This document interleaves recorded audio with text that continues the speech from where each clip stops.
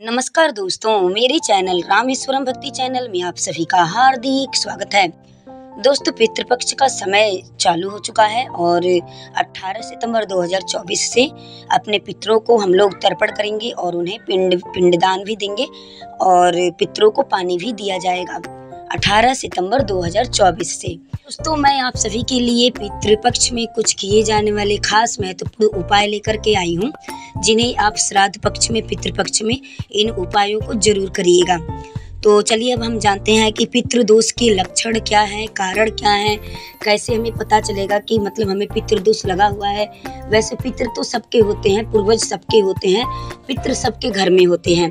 तो किसी के पितृ यानी नाराज होते हैं, किसी के पितृ मतलब खुश होते हैं, प्रसन्न होते हैं। तो जब पितृ हमारे नाराज होते हैं तो हमारे हर एक काम जो है कि बिगड़ता जाता है और हम जो भी कार्य करने की कोशिश करेंगे, आगे कदम बढ़ाएंगे, वो कार्य हमारा असफल हो जाएगा, हो नहीं पाएगा।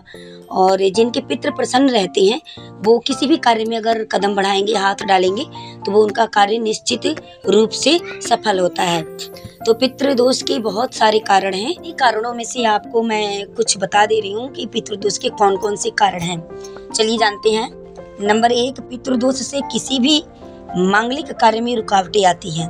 अगर आपके घर में पितृदोष होगा तो आप जो भी मांगलिक कार्य, शुभ कार्य करने जाएंगे, वो आपका कार्य हो नहीं पाएगा, उसमें अड़चनें आ जाएंगी, रुकावटें आ जाएंगी। नंबर 2 है, ध्यान से सुनिएगा, पितृदोष के कारण घर में निरंतर कलेश बना रहता है, घर में लड़ाई झगड़ा होता है। ये जो है कि पितृदोष के कारण है।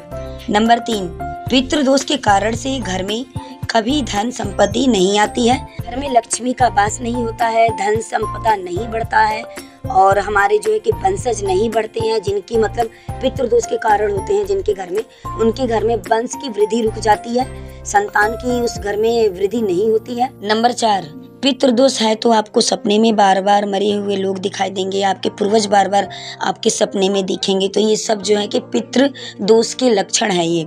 नंबर 5 है, भोजन करते समय बार बार भोजन में बाल निकलना, भोजन करते समय बार बार भोजन की थाली में बाल निकलना, ये भी पितृदोष के ही लक्षण है। नंबर 6 है, बार बार किसी भी कार्य में असफलता प्रदान होना, सफलता की प्राप्ति नहीं होना, जो भी कार्य करने जाएं आप उस कार्य में सफलता नहीं मिलना, ये पितृदोष के ही मतलब लक्षण हैं। और या फिर आप किसी भी कार्य को निरंतर प्रयास कर रहे हैं और उस कार्य में बार बार आपको असफलता मिल रहा है, ये सब जो है कि पितृदोष के ही लक्षण हैं।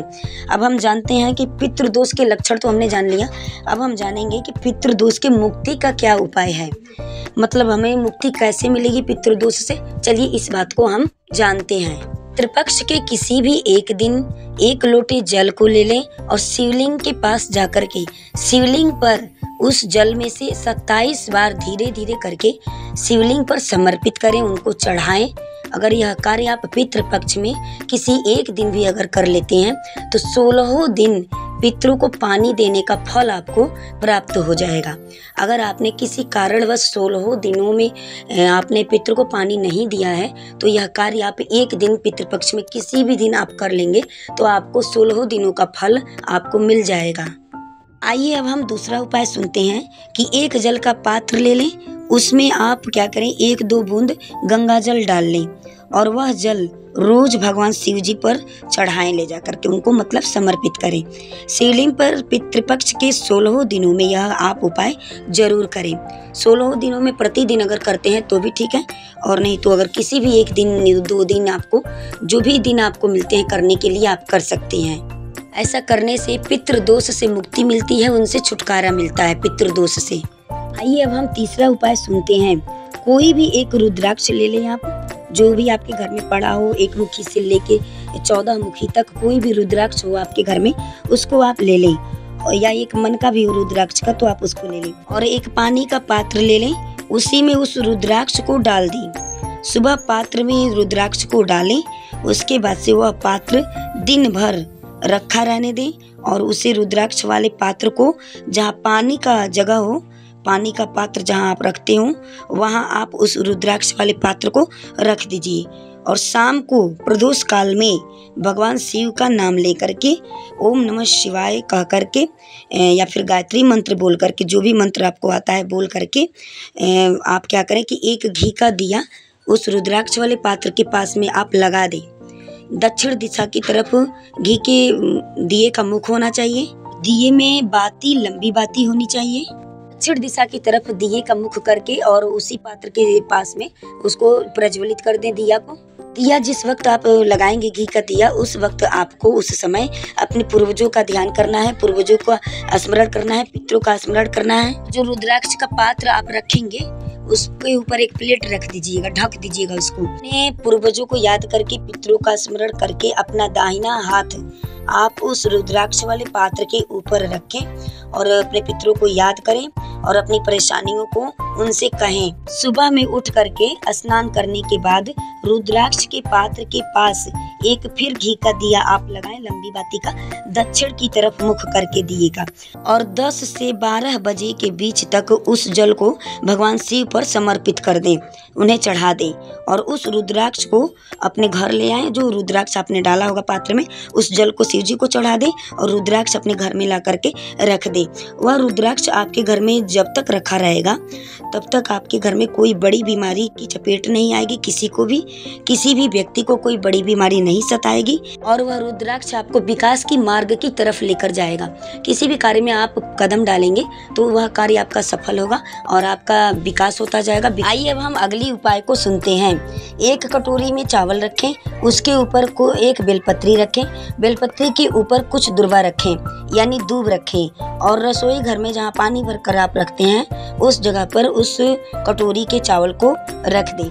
और आप यह कार्य चाहे तो पूरे श्राद्ध भर कर सकते हैं, पूरे पितृपक्ष भर कर सकते हैं, या फिर 2-4 दिन अगर करना चाहते हैं, 2-4 दिन ही रखना चाहते हैं तो उस कटोरी के चावल को आप रख के 2-4 दिन रखा रहने दें। और वहाँ पर शाम को प्रतिदिन जितने दिन के लिए आप रखेंगे उतने दिन शाम को एक घी का दिया आपको रोज शाम को लगाना होगा।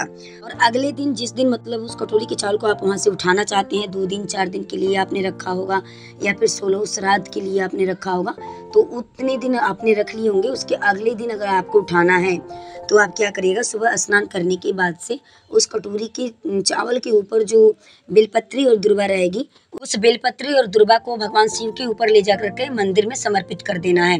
और जो कटोरी का चावल रहेगा उसको आप पक्षियों को डाल दे, चिड़ियों को डाल दे, कौवों को डाल दे, फिर जो है कि किसी भी पशु को भी खिला सकते हैं। नहीं कोई है तो गौ माता को भी खिला सकते हैं। वो भी नहीं हो सकता है तो उस चावल को आप ले जा करके बहते हुए पानी में प्रवाहित कर दें, किसी नदी में, तालाब में जो बहता हुआ जल हो उसमें विलीन कर दें। अब आइए अगले उपाय को हम सुनते हैं। एक लोटा का जल ले लें, किसी पात्र में पूरा जल भरा हुआ पात्र ले लें, उसमें कुछ शहद और गंगा जल डाल लें।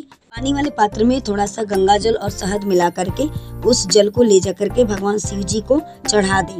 भगवान शिव को आप चढ़ा दें कुंदकेश्वर महादेव जी का नाम लेकर के। कुंदकेश्वर महादेव के नाम का स्मरण करके उस जल को आप शिव जी के ऊपर उस जल को समर्पित कर दें। उसमें आपको शहद और थोड़ा सा गंगा जल मिलाना है बस। उम्मीद करती हूँ कि मेरे द्वारा बताए हुए पितृपक्ष के महा उपाय आपको बहुत ही पसंद आए होंगे। तो दोस्तों, अगर वीडियो पसंद आई है तो चैनल को सब्सक्राइब करें, लाइक करें, कमेंट्स करें। तो वीडियो में लास्ट तक बने रहने के लिए आप सभी को दिल से धन्यवाद।